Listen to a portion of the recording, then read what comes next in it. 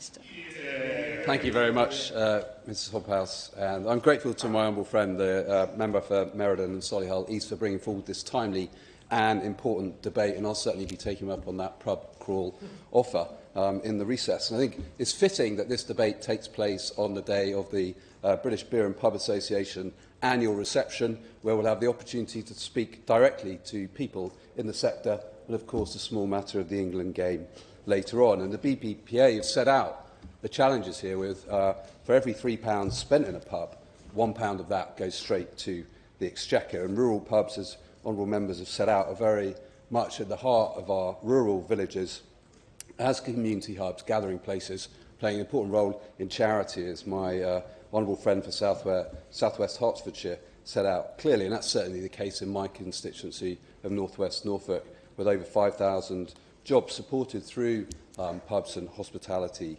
sector. But sadly, thanks to the choices of the Chancellor, those rural pubs are facing ever-growing pressures. And when there are economic headwinds, some out of control of the government, obviously, the government should, where it has the ability to act, be acting to support our pubs. That's what the previous government did when we introduced our new strength-based duty system. We included two new reliefs, the draft beer duty, which my honourable friend campaigned avidly for, as well as small producer relief. But our support went further. We froze alcohol duty rates in 2023 and then we extended that in 2024. We also provided the pub and hospitality rate relief of 75%. That was a lifeline for thousands of rural pubs that would otherwise face higher bills than they could not meet. And that record stands in stark contrast to this government. Since the Chancellor's first budget in 2024, the government has added layer upon layer of costs onto a sector that operates on fine margins, where a single bad month could put a rural pub out of business. On business rates, one of the Chancellor's first decisions was to halve that 75% relief, increasing the average pub's business rates bill from £4,000 to £9,500. And with the removal of the 40% relief came the revaluation. Some pubs are now seeing their rateable value double or triple, with the BBPA warning that 5,000 smallest pubs are now facing business rates for the first time. And what was the government's response? A partial U-turn, a 15% relief after the significant backlash that the government faced, but only 6% of hospitality and leisure businesses will benefit from that. And even then, the average pub will see their rates increase by £5,300 more under Labour. Our commitment is different. The Conservatives would scrap business rates entirely for pubs up to the £110,000 cap, with 250,000 businesses overall would benefit. Our cheap energy plan would deliver cheaper costs to rural pubs in particular, and we wouldn't proceed with the regulatory costs included in the unemployment bill, which the government seems so keen on. And does the Minister really believe a 15% reduction on a hike is sufficient to help these rural pubs? Sadly, the business rates are only the start. The government also cut the employer threshold to national insurance threshold to £5,000 and hiked the rate to 15%. And I know from conversations with landlords in small rural pubs employing 4 or 5 people that that extra cost is not a rounding error. It means fewer people employed in those pubs.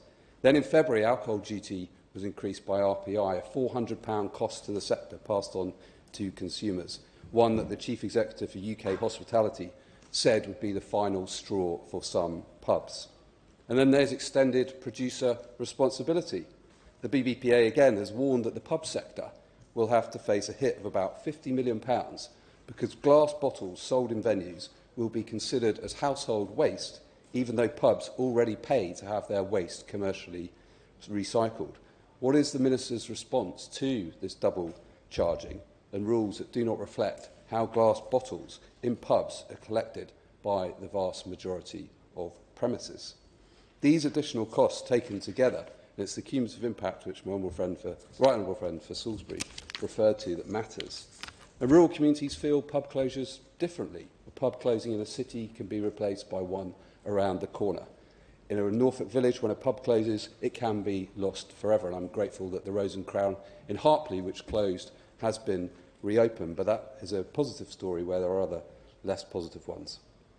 161 pubs closed in the first quarter of this year, a 26% increase on the year before, and we are now on track for 500 pubs to close in the rest of this year.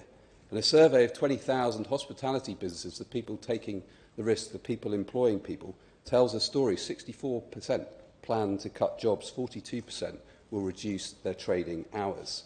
UK Hospitality and the BBPA said it together. Hospitality's tax burden is suffocating the sector. More lost jobs, less investment and business closures. And who's paying the heaviest price? Well, it's young people. Youth unemployment is now at 16%. For generations, a job at the local was their first job, the first foot on the ladder. And as Conservatives, we want to see young people who are out of work given those opportunities, not rejoining the single market and importing people to come and take those jobs. And the government's kicking that ladder away. National insurance hikes, business rates hikes, duty rises, EPR fees, above inflation wage rises, potentially lowering the drink drive limit, particularly affecting those rural pubs. I could go on. With this buckaroo impact, they are presiding over the accelerated loss of a British institution, felt particularly acutely in our rural communities. So, Ms Waldhouse, I urge the Minister, as a first step, to join the all-party beer group. He will get one of these very fine ties if he does so. He'll also hear these concerns, hear how rising costs mean that a third of venues are running at a loss, hear how the government needs to change course.